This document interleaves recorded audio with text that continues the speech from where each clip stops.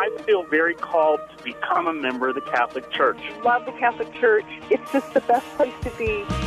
From the studios of EWTN, this is Open Line. In North America, call toll-free 1-800-585-9396. That's 1-800-585-9396. Outside North America, call 1-205-271-2985. You can also send an email to openline@ewtn.com. Happy Friday to each and every one of you. Open Line Friday on the air with Colin Donovan, EWTN's Vice President of Theology. If you've got a question for Colin, the number is 1-800-585-9396. That's toll-free anywhere in North America. 1-800-585-9396. If you're outside the United States and Canada, your number is 205-271-2985. And we will put you straight to the front of the line at 205-271-2985. Or you can send us an email, openline@ewtn.com. I'm Jack Williams. Elena Rodriguez produces the program, and your call screener is Mr. Michael McCall. Our host, as he is every Friday when there's not a something else going on, like EWTN Theology Roundtable, is Colin Donovan. So you're here all the time. I'm not always here. No, that's true, because Elena she throws me out, quite frankly. Let's be honest. She kicks me to the curb when Theology Roundtable. Basically you were purged for that show. Well, she's a little easier on the camera. I get that. Yeah. Yeah. So, at any rate, you're humble at least. Sorry about that. Well, let's not get crazy now. But if you've got a question for Colin Donovan, 1-800-585-9396. And there's a shocking lack of emails that you have perused for me to ask of you. Oh, my goodness. Well, I know. That's sort of a program. tough thing here. Why don't we go to a phone call right off the bat, as Joe, right here in Birmingham, Alabama, has called in, and he's got a question for you, Colin. He's listening on Sirius XM Channel 130. Joe, what's your question today for Colin Donovan? Yes, Colin. I have a friend who's a former Catholic, and we get into conversations from time to time. He's saying that the Pope is coming to the UN to push for Palestine to become a state, and that the Vatican is going to be flying the Palestinian state flag. And my response to him is, if that's true, then there are also Christians in Palestine, not just terrorists.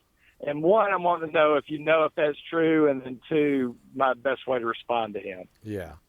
No, I don't know that it's true, but I'm guessing it isn't true. I've never known the Holy See to take a purely partisan approach to any issue like that. Yes, they favor certain things which have a moral basis. In other words, justice for the Palestinians. That simply means that they shouldn't have to live in refugee camps, those that are still so, and deal with the wall and all of the difficulties of travel within the country. And granted, that's mixed up in security issues, which Israel has looking out in its own self-defense. So all of that is a matter of international negotiation. And the two-state solution is something that the United States has bought into, and I don't mean President Obama. This has been the approach now, that there should be a two-state solution. It's getting to that is the difficulty.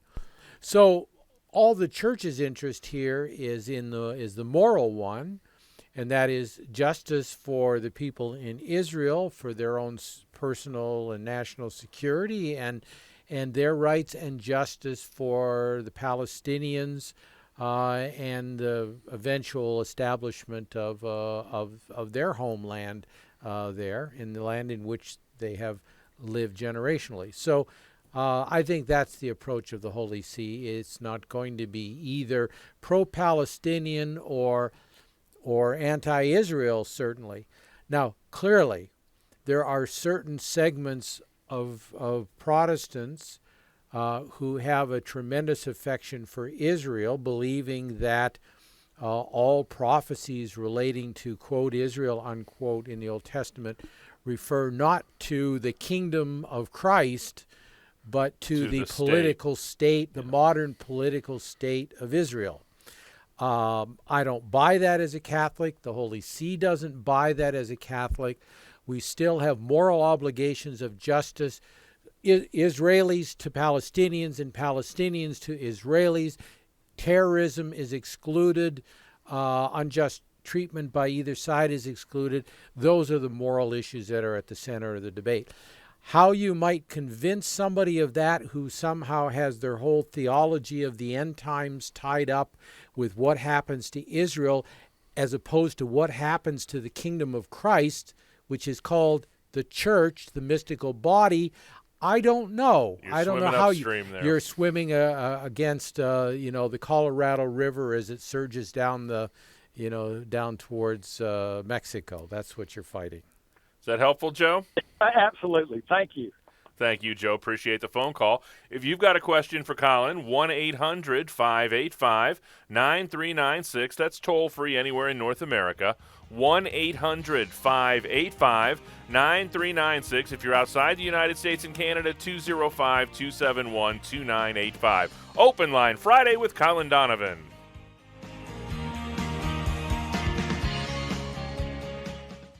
Washington, D.C., the first pope to address Congress. New York, a visit to the United Nations. Philadelphia, the world meeting of families.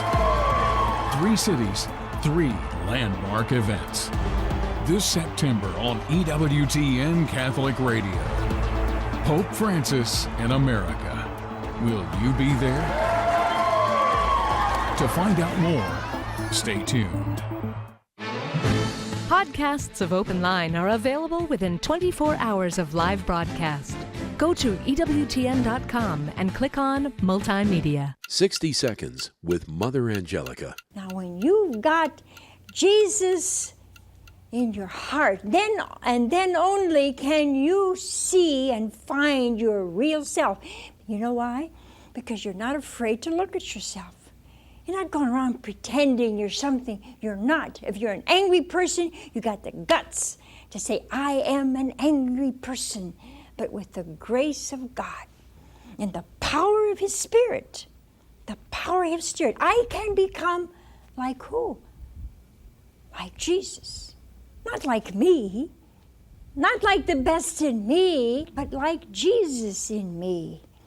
You see, it's very, very important that when you go around looking for yourself, that you try to find out who you are, that you have Jesus in your heart. The people you know and trust are on EWTN. This is Open Line on the EWTN Global Catholic Radio Network.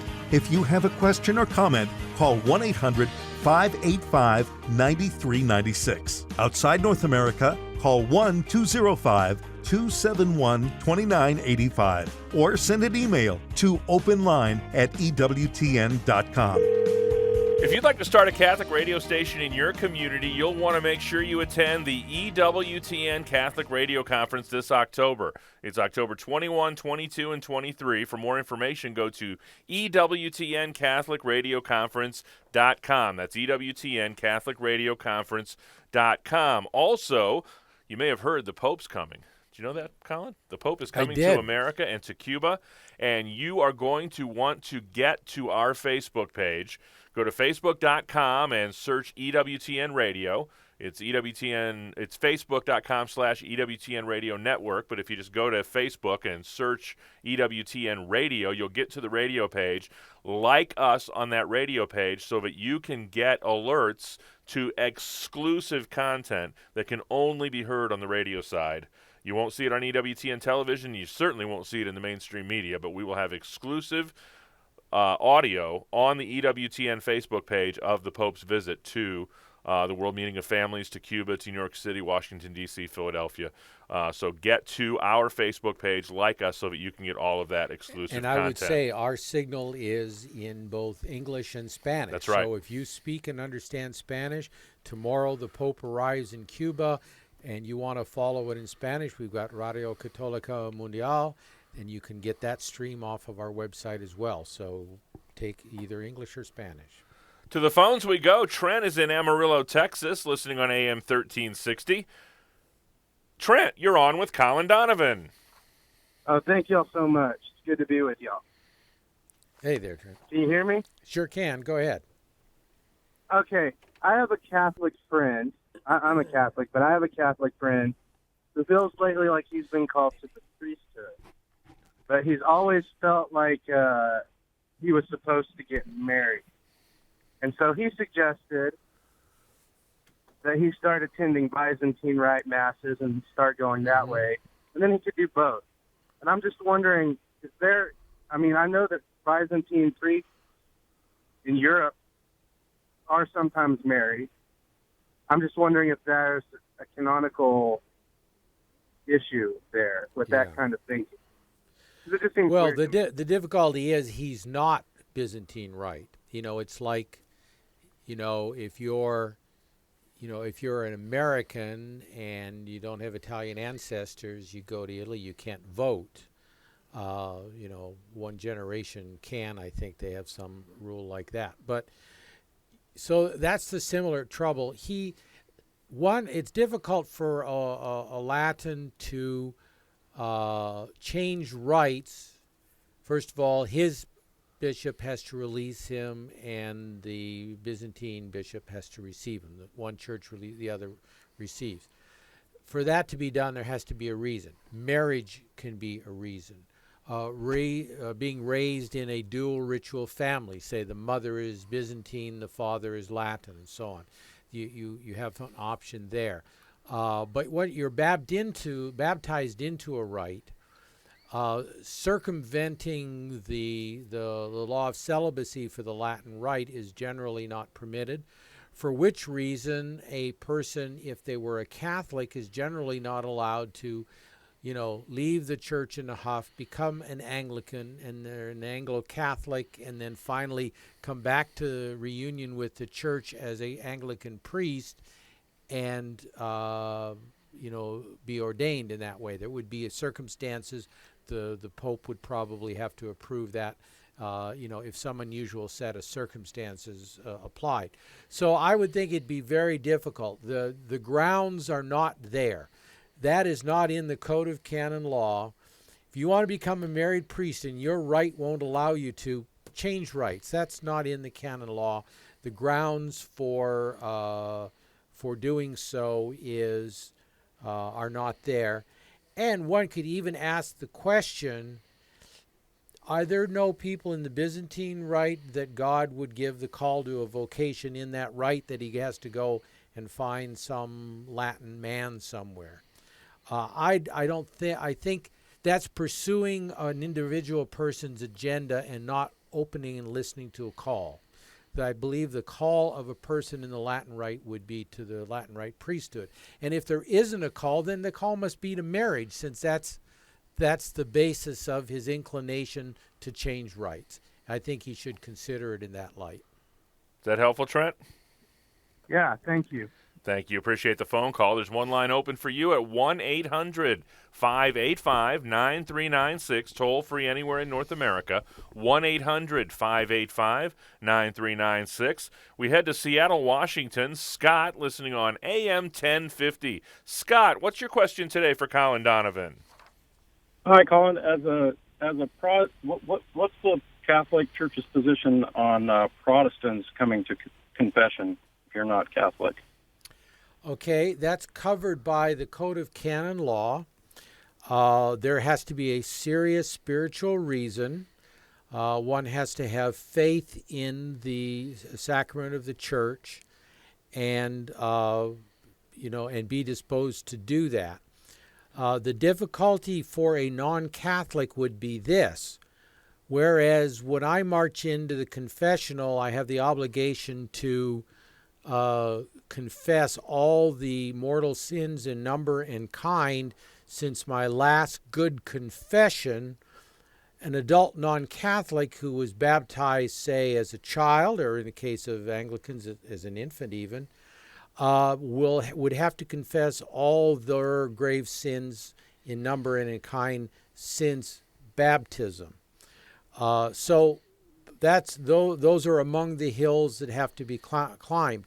And normally that permission will not be given when there is, the possibility of spiritual support in one's own tradition.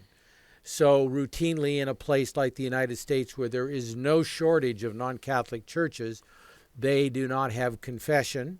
If a person feels a desire to go to confession because something about the authority of the keys and of the church attracts them over having a chat with Pastor Bob down the street, they might have an even greater inclination at work in them, and that is to come into the church. And that should be considered. Ordinarily, it's not that a non-Catholic can go into a Catholic parish, although nothing is preventing them, but the rite is not for them, and the absolution would not per se be for them, because they simply could not fulfill the conditions of the sacrament as a non-Catholic without knowing what obligations they are undertaking as well, and having the serious spiritual reason and the faith to receive the sacrament with devotion and attention. So the Code of Canon Law permits it. I can imagine that many chaplains in wartime have heard the confessions of non-Catholics. There you can imagine there is a serious spiritual reason for doing so. Short of making them go through catechism classes and converting. So that's the kind of logic that the church brings to it. The sacraments are a great gift, but they're a gift that comes to everyone through the community Christ established, and so they're not to be dispensed willy-nilly to everyone without the prerequisites being met, and ideally being fully met by full communion with the Catholic Church. Next up is Beverly in Fort Lauderdale, Florida. She's listening on Sirius XM Channel 130. Beverly, you're on with Colin Donovan. Yes, I do have a question about the Mass. I was wondering, why do we call it Mass? Well, no one's quite sure, except that in Latin, the last phrase that the priests use at the dismissal, ite missa est, is go, the Mass is ended. And that word is derived from the Latin for being sent. We have that root in mission, the word mission. A mission is to send somebody out. And so in a way, the logic of the Mass is that now that you have received Christ, you have been united more profoundly with Christ through the sacrament, through the sacrifice of the Mass and through Holy Communion. Now you are sent as other Christ to your family and to the world, and so act as other Christ, behave as other Christ, speak words of faith, hope, and charity as other Christ, and not make that's the 1 hour of week you're good and the rest of the time you're not. So that's the logic behind it as best as we can tell, but it has an ancient root, and so there is some conjecture as to why that is. 1-800-585-9396. One line open for you right now, 1-800-585-9396. We'll head to St. Louis, Missouri. Nick, listening on Covenant Network's AM 1460. Nick, what's your question today for Colin? Yes, my question is, I have a stepdad who raised me. We were raised Baptist. He passed away last year because of a drug overdose. And my question is, does God consider that suicide or accidental death? You need to know a lot of facts, including the state of mind of the person. It is a habit, and habits mitigate. People get into drug addiction sometimes innocently. You sometimes hear of famous people who Maybe they've had an injury or a surgery and they've been given pain medication and they found they're on it. Sometimes they get into it through their own fault, and that's the main issue. Culpability, the word culpa, is fault. So is one culpable for that decision? Is that conclusion the end of a long road of moral culpability for living a life contrary to God, or is it accidental, unintended, and that if had been foreseen and preventable, the person would have? These are reasons why Christ is the judge of each person in the hour of their death, and not their relatives, not their family, not their friends. So I think what you do is you entrust him to God. You pray for him. I know that's not in the non-Catholic tradition, but you pray for him as Maccabeus did for his fallen soldiers in the war that Israel had against the Greeks, and you leave him and you commit him to God's mercy. That's about what you can do. And that would be true even of suicides, where there's some clear element of deliberation there. The Church does not presume today, in what we know about psychology and human nature, does not presume moral culpability, or at least not the full moral culpability that is a choice of separation from God. And so there too we entrust to the mercy of God, since we cannot know really what was at work in the person's heart and in their will. We've still got time for your phone calls at 1-800-585-9396. That's the number Terrence used in Boise, Idaho. He's listening on AM 1140 Salt and Light Radio. Terrence, you're on with Colin Donovan. Hi, I'm a 17-year-old, and I'm considering a vocation to the priesthood. Mm-hmm. I'm attending a Novus Ordo church, but I've been to the Tridentine Rite Masses, and I would like to be able to say the Tridentine Rite, the Novus Ordo, and if possible, the Byzantine Rite. Would that be possible? Well, by a collection of a lot of circumstances along the way. So, for instance, just taking the Novus Ordo and the Eastern churches, Father Mitch Pacwa, who's on EWTN, has faculties to say the Mass in the Maronite Rite, which is from Lebanon, St. Maron, from the 4th century. And he also, of course, says it as he was originally trained as a Jesuit in the Novus Ordo. So you're looking at some combination of facts of being, ministering to Eastern churches at some point, because it's not normal that a priest would have faculties for both the Eastern and the Latin Rites. Very unusual. They can be acquired, but normally you have to have a reason, because you need the training.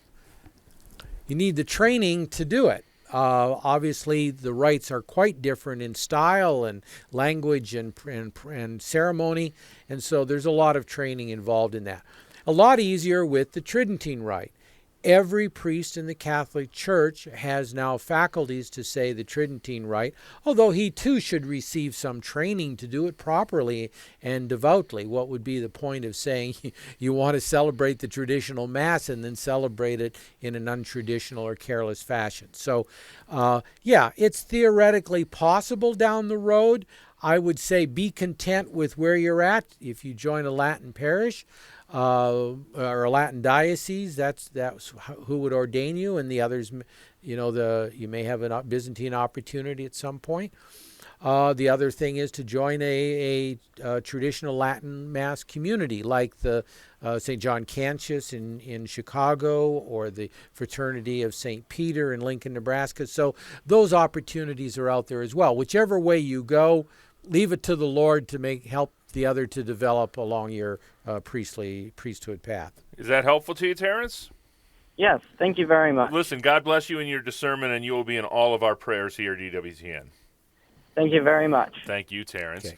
1-800-585-9396. One line open right now at 1-800-585-9396. If you're outside the United States and Canada, your number is 205-271-2985. And we'll put you straight to the front of the line at 205-271-2985. Or you can send us an email, openline@EWTN.com. Open Line Friday with Colin Donovan.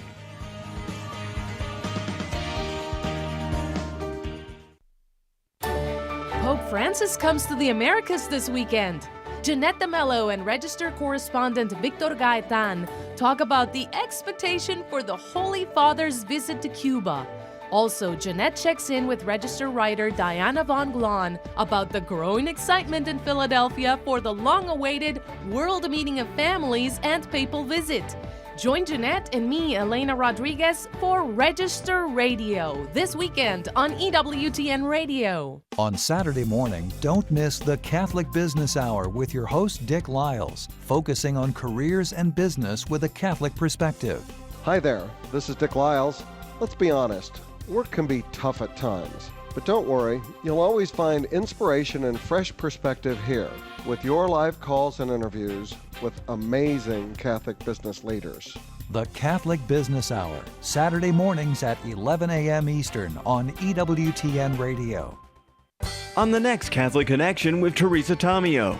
Live from Philadelphia, EWTN's Doug Keck plus Christopher White with Catholic Voices USA and Gail Buckley with our Scripture Verse of the Week, all on a Monday.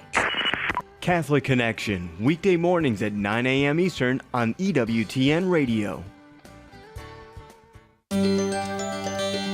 Join us for the Daily Mass, celebrated each day here on EWTN. I am Father Thomas Loya, and this week on Light of the East on EWTN, you have heard the saying, "Go west, young man." Today we are saying, "Turn east, young man." There is a group of inspiring young men who are turning east in the spirit of the liturgy, and we will see how this could make a difference in the church.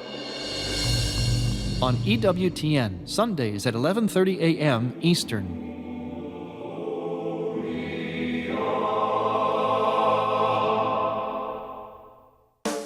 Making a difference. EWTN Radio.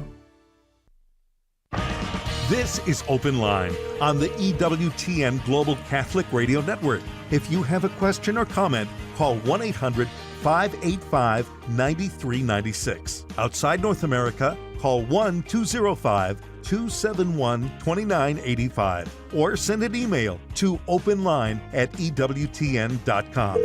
Tonight on Life on the Rock, Father Mark and Doug welcome the Executive Director of Sarah International, John Liston, and they'll be talking about the great work that the Sarah International organization does fostering vocations to the priesthood here in the great Holy Roman Catholic Church. That's tonight, 8 Eastern, on EWTN television. And this weekend on the world over, Raymond Arroyo talks to Edward Penton, Representative Jeff Fortenberry, and a U.S. Congressman from Nebraska, and Donald Cardinal Wuerl from the Washington, D.C. area. You can visit EWTN.com for encore times in your area. Next up is Mike in Kenosha, Wisconsin, listening on FM 88.5. Mike, you're on with Colin Donovan. Hi there. I've got a question. I'm a lifelong Roman Catholic. There's something I cannot figure out. Mm-hmm. The Church makes this big distinction between venial and mortal sins. Right. If somebody's never killed anybody or deliberately put anybody into harm's way, can they actually, can their soul be in a state of mortal sin and them not even know it? I mean, how would they know? Well, that's really an easy question to answer because knowledge is one of the criteria for being a mortal sin, right? Yeah, I mean, the person's conscience would accuse them. Now, that doesn't mean that they've not deadened their conscience. Again, we were talking about the person on drugs who dies and as a consequence of that. There is usually at the end of a sad chain of events, there is a moral choice that has led to that. And so some people can deaden their consciences. We look at sexual sin, or we look at thieving. It may begin with something simple early in life, shoplifting or what in youth, and then goes on to bigger things. So there is a progression in sin as the person becomes more used to sin. In other words, to disobeying their conscience. And so there would be culpability there. But as a general matter, if you isolate each moral act, you can say, is the matter objective? Okay, am I killing somebody, or am I striking them across the face? Now, it might be mortal sin to strike somebody, but you slap them or something like that. It probably isn't. But if you kill somebody, everyone, I think, would agree that that is grave matter. You know, if you steal a person's wages, grave matter. If you slander their good name, good matter, grave matter. If you commit a sin against the sexual order established by God, grave matter. Now, it can be grave matter, but do you know that it's grave matter? You know, I like to use this analogy. You know, if you're breaking the speed limit, even if you didn't see the sign, the cop is not the least bit interested whether you saw the limit sign. He's just going to give you a ticket. God isn't like that. God knows whether you saw the stop sign, and the degree of deliberation and knowledge of that, and then finally the third element, freedom of will. He knows the degree of deliberation and choice made in that getting that speeding ticket. The policeman doesn't care. He's going to give you the ticket. You better pay the fine or the arrest warrant will come, and so on. So that's the difference between God and the state. God can read our hearts. He knows whether we know. He knows whether we are culpable. In other words, were we free and we did it anyway? We said basically, yeah, I know it's wrong to do X, but I'm going to do X anyway. I know that it's something seriously wrong. And if you look at most of these categories, it's not like there are indeed gray areas, I suppose, but generally most of these categories are something serious. So take the 10 Commandments. Every one of the commandments at root, there is something serious. You know, to idolatry, the first commandment, taking the Lord's name in vain or swearing falsely, the honoring the Sabbath, obedience of parents and others in positions of authority, taking of life, stealing, destroying of good name, and then lust and adultery and sexual sin and so on, and coveting and all of those things. In every one of those, you can distinguish between something that is serious, you know, like, oh, that girl has a lousy, terrible dress on. Oh, and everybody's talking about it. That's gossip. You know, shouldn't be doing it, but is it venial? Is it slight matter? Or is it as bad as, oh, John's running around on his wife when it's not true, and you're spreading that around, you're destroying his good name and so on. So at the basis of slander and libel is the idea that you're murdering somebody's reputation. That's grave. Whereas, you know, little whisper campaigns around the water fountain at school or work or whatever, it's usually about trivial things and is to be understood as not being mortally sinful. So there's the distinction of knowledge, and most people, their consciences will tell them those distinctions. But what they have to do is they have to examine their conscience, and they have to look and see whether I have in any grave area have offended God or neighbor. And of course, in offending neighbor, we offend God because he's told us not to do those things. And that's what the conscience is for. And unless we've deadened it, most people would be able to distinguish between those things that are gravely wrong and those things that are venial, or you might even say trivial, or simply not gravely wrong, but still wrong. And that's what the church is asking, and that's what the church is teaching. There's not a list of mortal sins that one must memorize and understand in order to commit one. Yes, there is, and there's those 10. And if you go into the Catechism of the Catholic Church in the moral part, the Catechism takes each of the 10 commandments and it talks about the principal way in it's offended and the ways, allied ways, the similar ways or analogous ways in which it is offended. So, for instance, you take the first commandment, well, you shall have no other gods before you. Well, today we say, well, nobody has any other gods before God because nobody believes in, Janus or Saturn or, whatever the Egyptian gods were and so on. We don't have that. But for some people, God or sex or some other thing is the thing that they worship, or maybe it's their own ego that they worship more than anything else. That's a violation of the first commandment.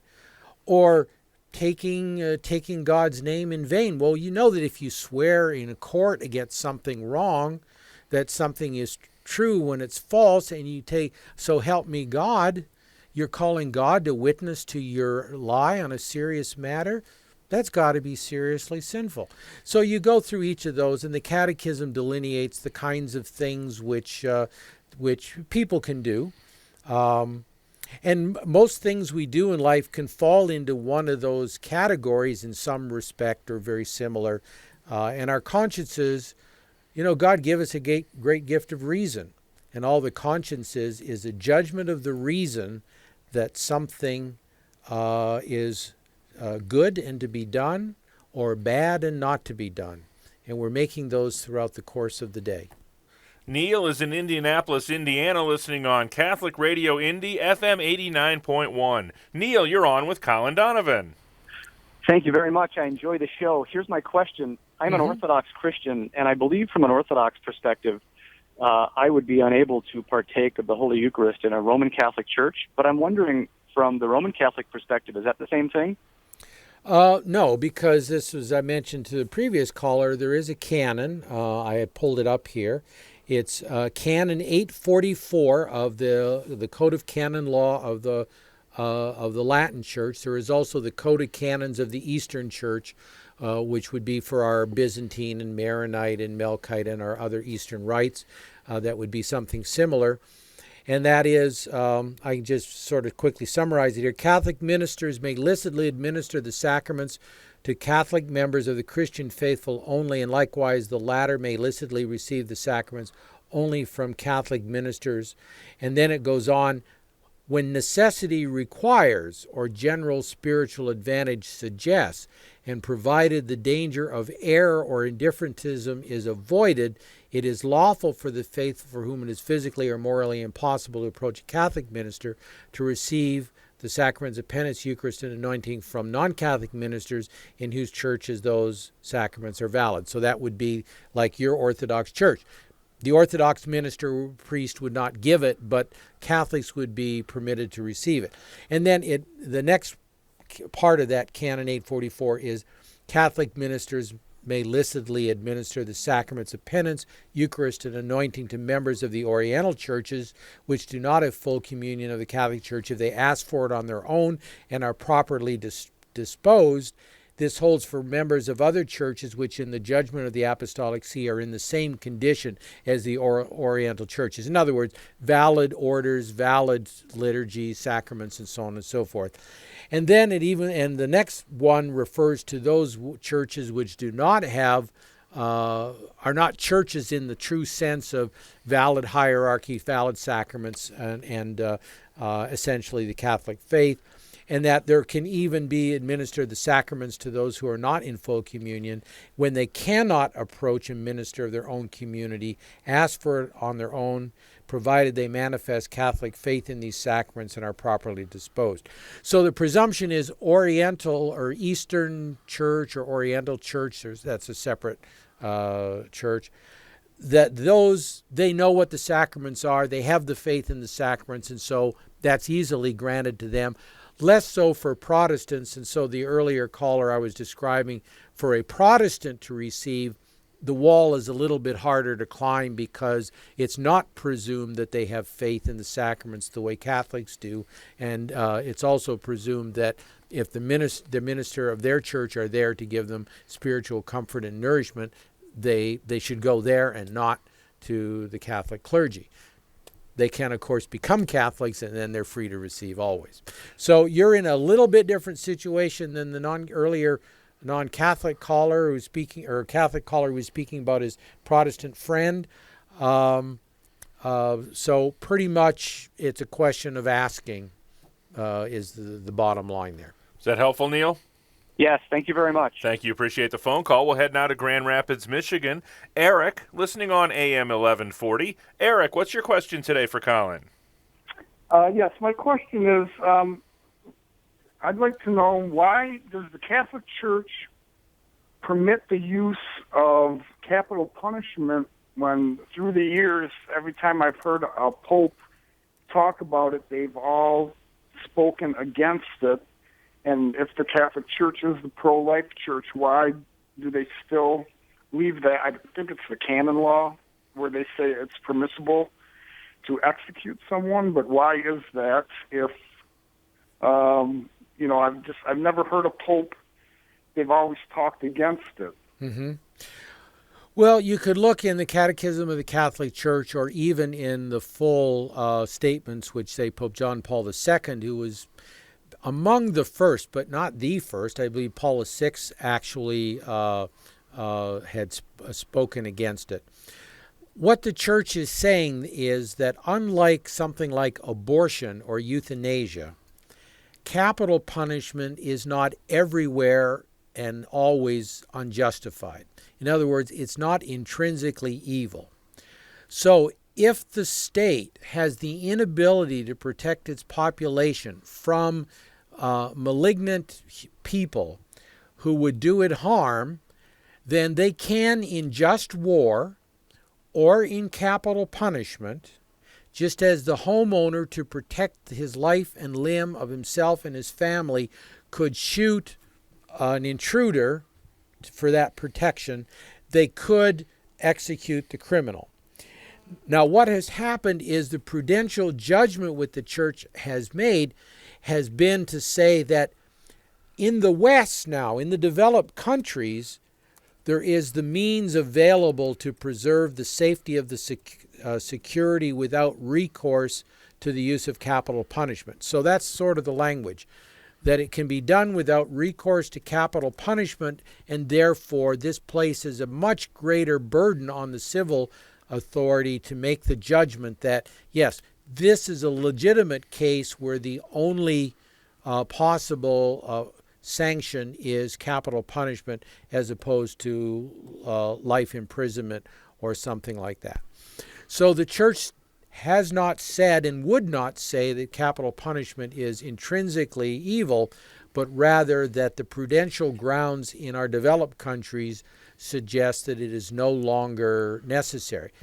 That's widely disputed, even among Catholics, because it is a prudential judgment. So we should give a presumption to the Holy Father, but the Church teaching also gives a presumption to the civil authorities to follow their conscience on it, but they should be taking into account this consideration, because there are three elements of a moral act. For capital punishment to be a morally good act, then the intention has to be right. Revenge is not a justifying intention. The security of the nation would be a justifying intention. Getting one's a pound of flesh, not a justified intention. There's a debate going on among even theologians regarding the role of retribution in all of this, because one justification of capital punishment in the past was that retribution was justified, an eye for an eye, for a tooth for a tooth. But if considered through a gospel lens, we could say that, well, what was the purpose of the Messiah coming if it was not? So if that was all there was an eye, for a tooth for a tooth. So other considerations come into play. And finally, the circumstances. Circumstances can change the character of the moral act. It can't make a bad act good, but it can make a good act bad. And so that is why the Church is speaking generally from the prudential point of view of the lack of necessity in the developed countries. Now, in a country without the jails and the police forces and so on and so forth, they might conceivably see, yeah, we have this mass murderer. If we put him in our flimsy jail, he's going to break out again, or he's going to kill again. And it's like the intruder breaking into the home, or in a just war protecting one's nation. this is the alternative you've been left with, and that is to shoot the attacker, in this case, the attacker of the society, or let him live in possibility that he would harm again. So it is a difficult moral question, but the church is certainly hammering home the prudential side of the equation, that third element, and also that second to a certain extent. A Christian should not be solely about retribution, revenge, or whatever, which is sort of another way of saying, justice. But there's also the element of mercy and so forth. And then finally, I would think too that the pro-life argument, which Noah alluded to, Eric alluded to, is certainly a valid one.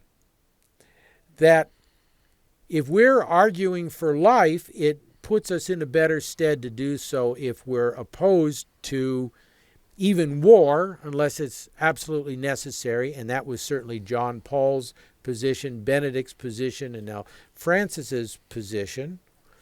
And we could tell when he sort of must think it's necessary because there hasn't been loud screams of upsetness over attacking ISIS and that. I mean, he sort of hinted in that direction even.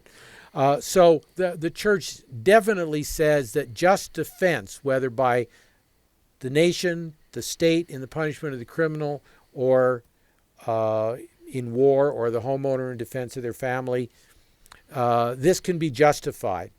But maybe we ought to be as merciful and as pro-life as possible, so as to sort of, take the sword from the hand. There's that wonderful line in the mouth of Charlton Heston at the end of what's the movie? Ben-Hur.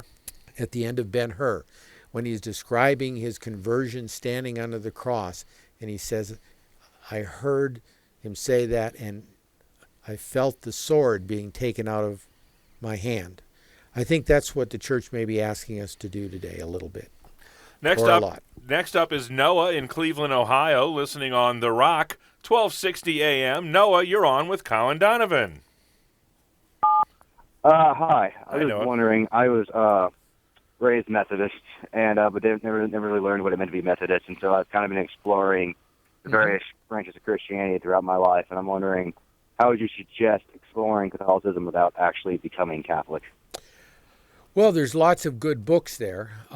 Usually non-Catholics who are interested in the church have a host of questions because from the outside to, especially to Protestants, less so to Anglicans and Lutherans, more liturgical churches, but there are many elements that are found to be offensive or at least cause questions, whether it's the papacy and the claims made there, or Marian devotion, or belief in the real presence of Christ in the Eucharist, or the power of the keys and the sacraments, so on and so forth.